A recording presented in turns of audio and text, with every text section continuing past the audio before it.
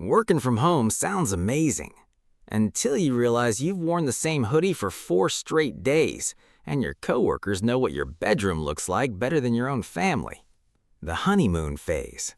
First week working remote, life feels incredible.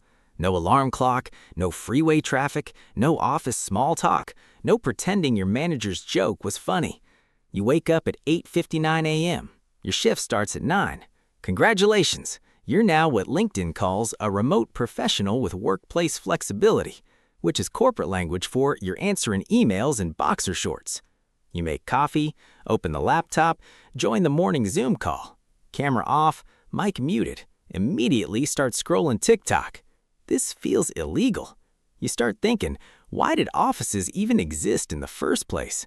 You feel smarter, more evolved, like you've escaped the system. Meanwhile, your manager says, "Love the energy today, team." Half the team is literally still in bed. Time stops making sense. Week 2, something weird starts happening. The days blur together. Monday feels like Thursday. Thursday feels like a random day in 2026. You stop checking the calendar because time has lost all meaning. Back at the office, life had structure. You walked places, talked to people, pretended to look busy when someone important walked by. Now, you open the laptop at 9, then suddenly it's dark outside and you've watched 52 videos about raccoons stealing pizza. Your body hasn't moved in hours. Your Apple Watch sends a notification like, "Time to stand." Mind your business. You tell yourself, "I'll take a break after this task." There is always another task. Always. Your desk becomes everything. Office, kitchen table, movie theater, emotional support station. Your bed is 5 feet away, and somehow you're still exhausted all the time. You forget how to talk to people. Month 2, you realize the Uber Eats driver is your closest relationship, and every conversation goes exactly like this. "Thanks." Yep. Door closes. That's your social life now. You used to complain about coworkers talking too much. Now you'd gladly listen to Dave explain his fantasy football team for an hour. The silence in your apartment starts feeling weird. Not relaxing. Weird. You leave the TV running all day just to hear human voices. Not because you're watching it, because it feels less lonely. Then one day you're on a Zoom meeting. Someone makes a joke. Everybody laughs instantly. You laugh 2 seconds late. Now it sounds fake. You panic. You laugh again. Now you sound unstable. The Look Busy Championship. Month 3. Here's the truth nobody says out loud.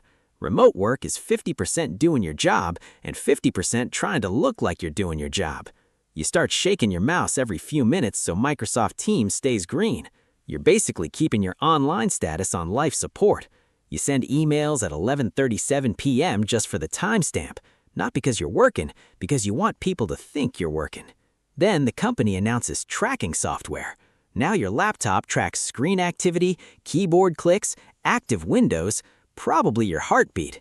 You're sitting in your own apartment feeling monitored by a corporation. You open one YouTube tab and instantly feel guilty. Meanwhile, your manager hasn't done actual work since the Obama administration. Your body starts falling apart. Month 4. Your back now sounds like stepping on dry cereal. Your posture looks medically concerning. You bought an ergonomic chair, but somehow you're still working from the couch folded like a lawn chair. You've gained a little weight too. Not a lot, just enough that jeans start feeling judgmental. Because the kitchen is always right there. Every stressful email somehow ends with, maybe I'll grab a snack. Then suddenly half a bag of chips is gone. You stop going outside regularly. At first by accident, then as a lifestyle. Sunlight hits your face and your body reacts like a vampire in a low-budget movie. Your sleep schedule completely breaks. 2 a.m., wide awake. 4 a.m., watching conspiracy videos about Area 51. 8 a.m., morning stand-up. Camera off, obviously. Your relationships start bugging out. Month 5. If you live alone, you're lonely. If you live with somebody, you're together too much. Your partner walks behind you in a meeting looking confused. Now your entire company has seen your kitchen. You start arguing over tiny things. The thermostat, dirty dishes, chewing too loud. Things that shouldn't matter suddenly feel life-threatening. Meanwhile, your work friendships slowly disappear. No lunch breaks, no hallway conversations, no "wanna grab coffee?" Now, friendships are measured in Slack reactions. Someone sends you a thumbs up emoji and that's considered emotional support. Humanity is cooked. Your boss realizes you're always available. Month 6, your manager sends you a message at 6:46 p.m. You respond immediately. Huge mistake. Now you've created expectations. Messages start showing up at 8 p.m., Saturday afternoon, Sunday morning, probably Christmas next. Because in their mind, well, you're already home. Back at the office, the commute created boundaries. You left work physically. Now, your office is 10 feet from your couch. You close the laptop, then reopen it real quick. That real quick somehow becomes an extra hour and a half. Every time. You turn into a house goblin. Month 7. You stop dressing like a real person. Jeans feel unnecessary. Shoes become decoration. You develop one special outside hoodie, like a cartoon character wearing the same outfit every episode. Your confidence starts getting weird. You avoid mirrors, avoid FaceTime calls, avoid making plans because leaving the house suddenly feels exhausting.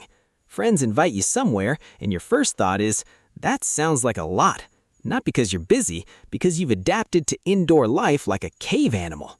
The company loves this. And here's the funniest part. You're more productive now. Not happier, not healthier, just easier to overwork. Because when your home becomes your office, you never fully clock out. And corporations love that. They save money on office rent, electricity, snacks, coffee. Meanwhile, you pay for Wi-Fi, electricity, heating, air conditioning. You're literally funding your own burnout. The American dream. Going back to the office. Year 2. The company announces hybrid schedule. 3 days in office required. You read the email like it's a military draft. First day back feels overwhelming. Traffic is louder than you remember. The office lights are blinding. Coworkers walk up and start conversations without sending a calendar invite first. Absolutely unhinged behavior. Then something unexpected happens. You laugh. A real laugh. Not LOL in a Slack chat, not a crying emoji. An actual human laugh. And for a second, you remembered what it felt like to exist around other people. And that's the strange thing about working from home.